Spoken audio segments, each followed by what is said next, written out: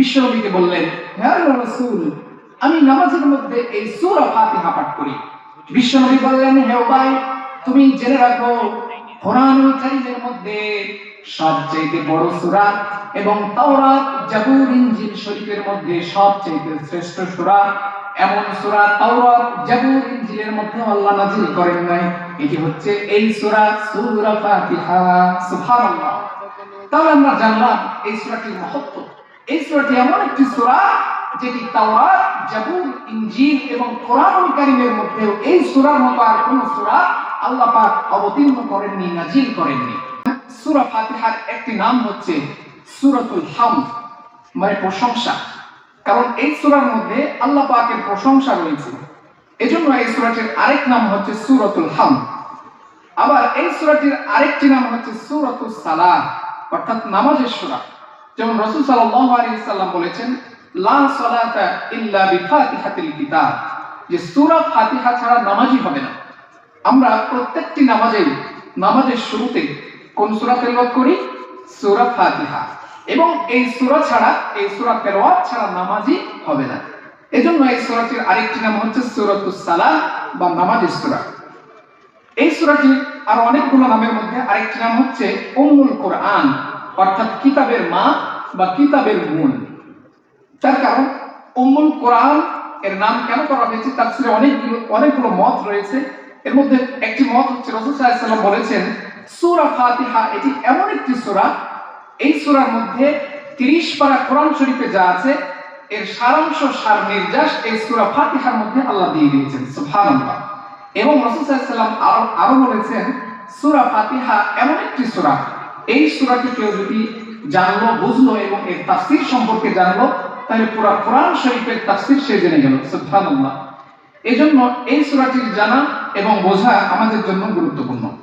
এই সূরাটির আরেকটি নাম হচ্ছে সূরাতুল কানজ বা সর্বজ্ঞানাধার সূরা, কারণ এই সূরার মধ্যে সব জ্ঞান আল্লাহ তাআলা ঢুকিয়ে দিয়েছেন।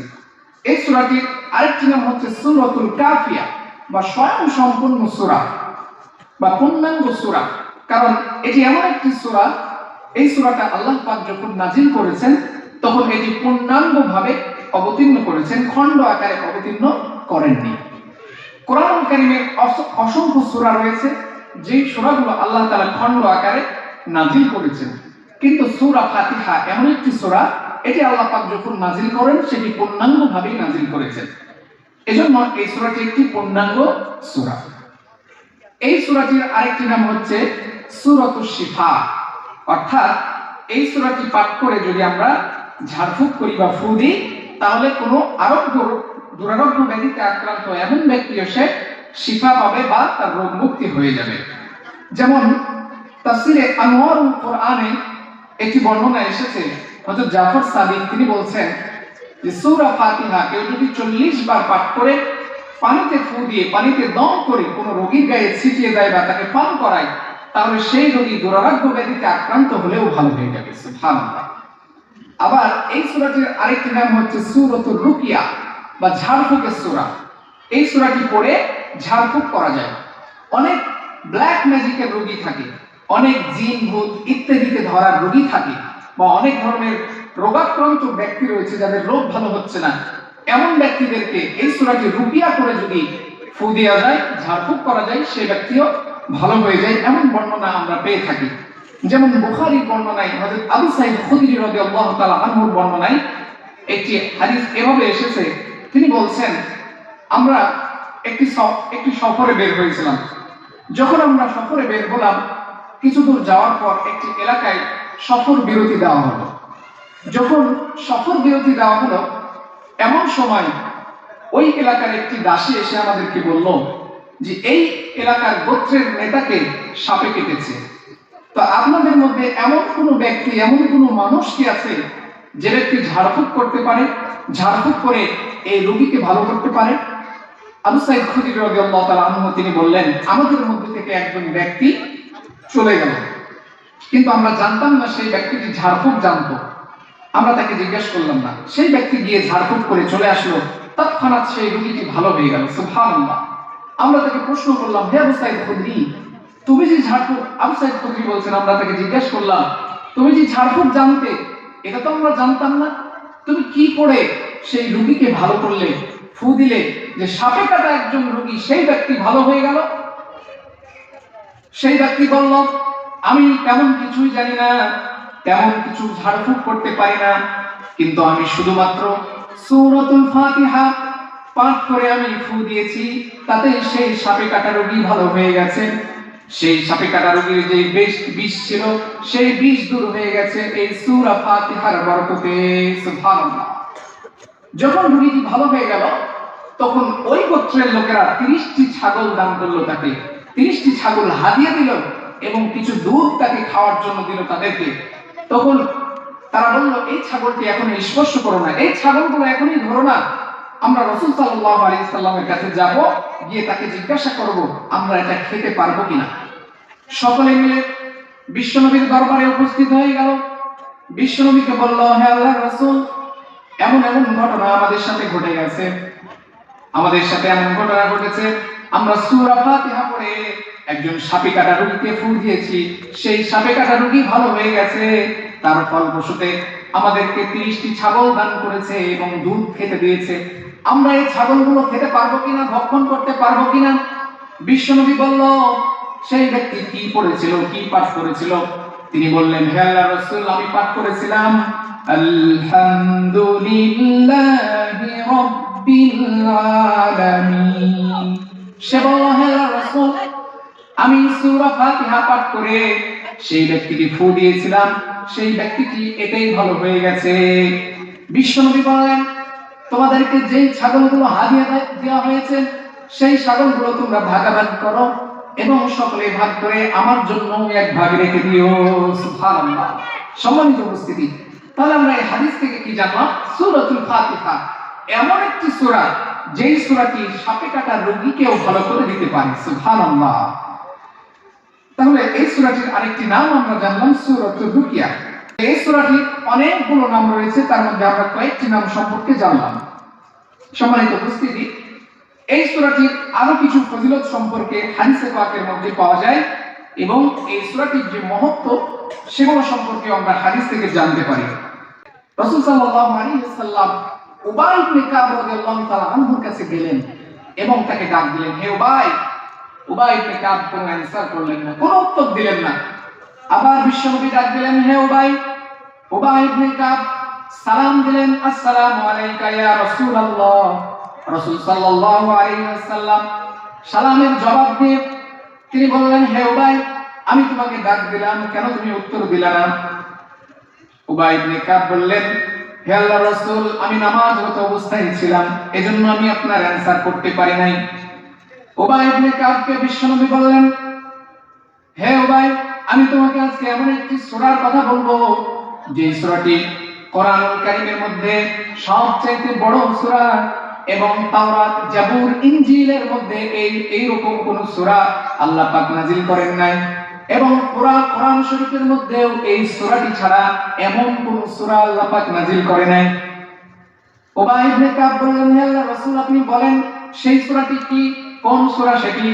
বিশ্বনবী এটা বললেন, আমি যখন তোমার সাথে কথা বলে বিদায় হব, যখন চলে যাব, তখন এই সূরাটির কথা তোমাকে আমি বলে দিব। উবাই ইবনে কাব বলছেন, বিশ্বনবী যখন হাঁটতে শুরু করলো, আমি তার সাথে সাথে হাঁটা শুরু করলাম। আমি ধীরে স্থির ভাবে পা ফেলাচ্ছিলাম, আস্তে আস্তে হাঁটছিলাম, যাতে করে রাসূল সাল্লাল্লাহু আলাইহি ওয়াসাল্লামের সব কথা শেষ না হয়ে যায়, কথা যেন শেষ না হয়ে যায়। এজন্য আমি তার সাথে ধীর গতিতে হাঁটা শুরু করলাম। হাঁটতে হাঁটতে যখন আমরা রাসূল সাল্লাল্লাহু আলাইহি ওয়াসাল্লামের কাছে, বাসার কাছে এসে পৌঁছে গেলাম, তখন আমি তার ওয়াদার কথা স্মরণ করিয়ে দিলাম। আমি বললাম, হে আল্লাহর রাসূল, আপনি তো আমাকে বলেছিলেন আপনি এমন একটি সূরার কথা আমাকে বলবেন যে সূরাটি তাওরাত, জাবুর, ইনজিল এবং কোরআনুল কারীমের মধ্যেও নাই, এমন একটি সূরার কথা আমাকে বলবেন, সেই সূরাটি আমাকে কি বলে দিন। বিশ্বনবী বললেন, হে উবাই, তুমি নামাজের মধ্যে কোন সূরাটি পাঠ করো, নামাজের মধ্যে কি পাঠ করো তুমি আমাকে বলো। উবাই ইবনে কাব বললেন, হে আল্লাহর রাসূল, আমি নামাজের মধ্যে পাঠ করি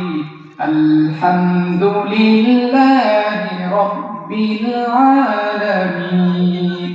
বিশ্বনবীকে বললেন, হে আল্লাহর রাসূল, আমি নামাজের মধ্যে এই সূরা ফাতিহা পাঠ করি।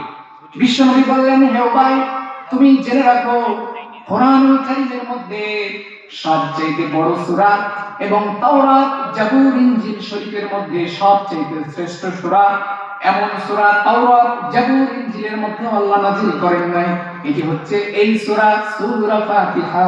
সুবহানাল্লাহ। তাহলে আমরা জানলাম এই সূরাটির মাহাত্ম্য। এই সূরাটি এমন একটি সূরা যেটি তাওরাত, জাবুর, ইনজিল এবং কোরআনুল কারীমের মধ্যে এই সূরার মতো আর কোন সূরা আল্লাহ পাক অবতীর্ণ করেননি, নাযিল করেননি। সম্মানিত উপস্থিতি, এই সূরাটির আরেকটি মাহাত্ম্য হাদিসের মধ্যে উঠে আসে।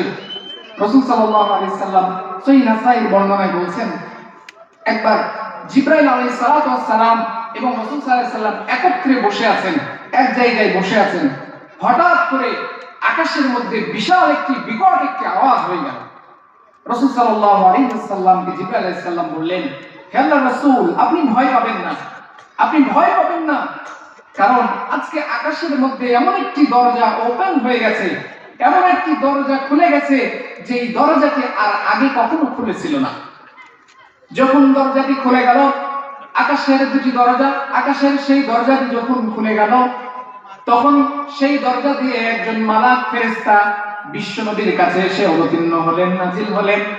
সেই মালাক ফেরেশতা বিশ্বনবীকে বললেন, হে আল্লাহর রাসূল, আপনি জেনে খুশি হবেন, এমন একটি সংবাদ আপনার কাছে আজকে নিয়ে এসেছি।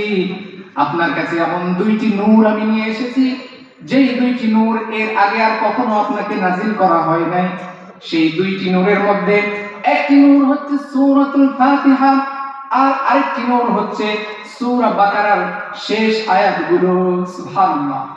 রাসূল সাল্লাল্লাহু আলাইহি ওয়াসাল্লামকে বললেন, হে আল্লাহর রাসূল, সূরা ফাতিহা আপনাকে নাজিল করেছি, এটি হচ্ছে একটি নূর, এবং আরেকটি নূর হচ্ছে সূরা বাকারার শেষ দুই আয়াত। সুবহানাল্লাহ।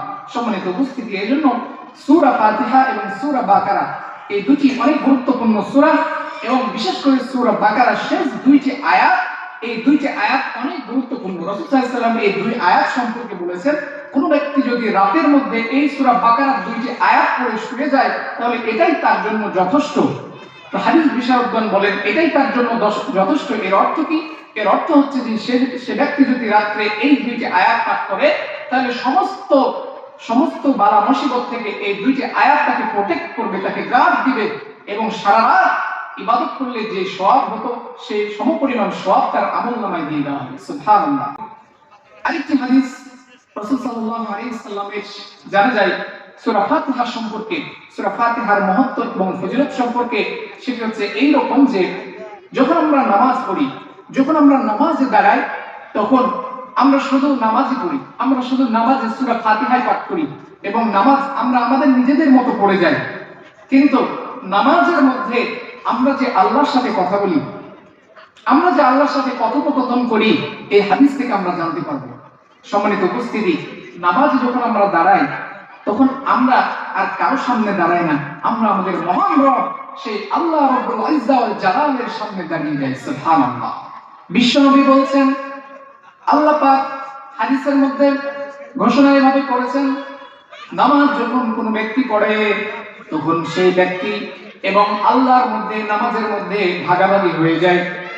যখন কোনো ব্যক্তি নামাজে দাঁড়ায়, তখন নামাজটা সেই ব্যক্তির অর্ধেক, এবং আল্লাহ বলছেন আমার জন্য অর্ধেক হয়ে যায়।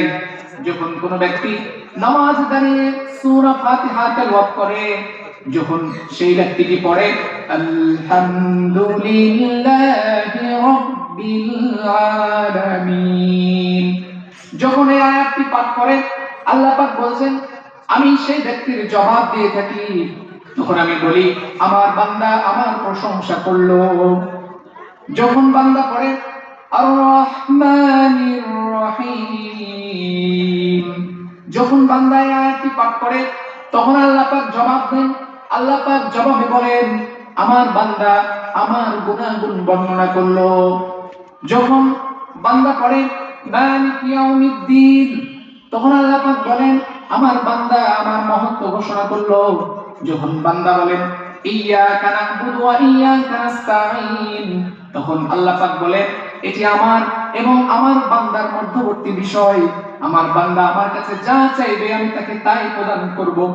যখন বান্দাটি নামাজের মধ্যে পড়েন, ইহদিনাস সিরাতাল মুস্তাকিম সিরাতাল লাযীনা আন'আমতা আলাইহিম গায়রিল মাগদুবি আলাইহিম ওয়ালাদ-দাল্লিন। আল্লাহ পাক বলেন, আমার বান্দা আমার কাছে যা চাইলো এই সব কিছুর জন্য আমি তাকে সব কিছু দিতে প্রস্তুত। সে ব্যক্তিকে আমার কাছে যা চাইলো আমি সব কিছু তার জন্য রেখে দিয়েছি। সুবহানাল্লাহ। এভাবে করে আমরা যখন নামাজে দাঁড়াই, নামাজে সূরা ফাতিহা পাঠ করি, আল্লাহ পাক আমাদের সাথে অ্যানসার দেন, আমাদের সাথে জবাব দেন। সম্মানিত উপস্থিতি, কিন্তু আমরা নামাজে দাঁড়িয়ে কোনো ফিলিংস পাই না, কোনো অনুভূতি পাই না।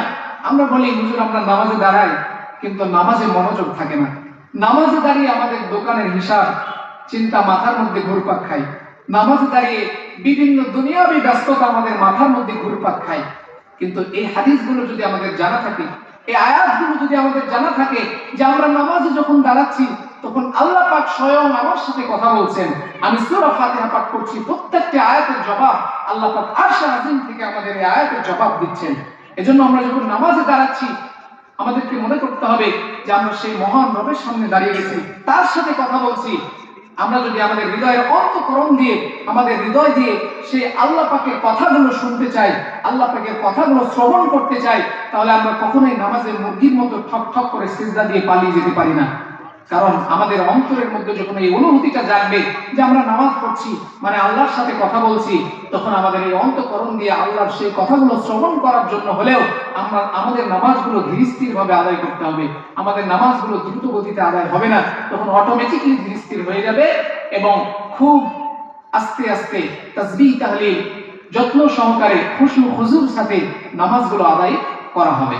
সম্মানিত উপস্থিতি, তাহলে আমরা জানলাম এই সূরাটি কোরআনুল কারীমের সবচেয়ে বড় একটি সূরা এবং এই সূরাটি কোরআন, তাওরাত, জাবুর এর মধ্যে নাজিল হয়নি এমন একটি সূরা এবং এই সূরাটি রাসূল সাল্লাল্লাহু আলাইহি ওয়াসাল্লামের প্রতি অবতীর্ণ হওয়া দুইটি নূরের মধ্যে একটি নূর।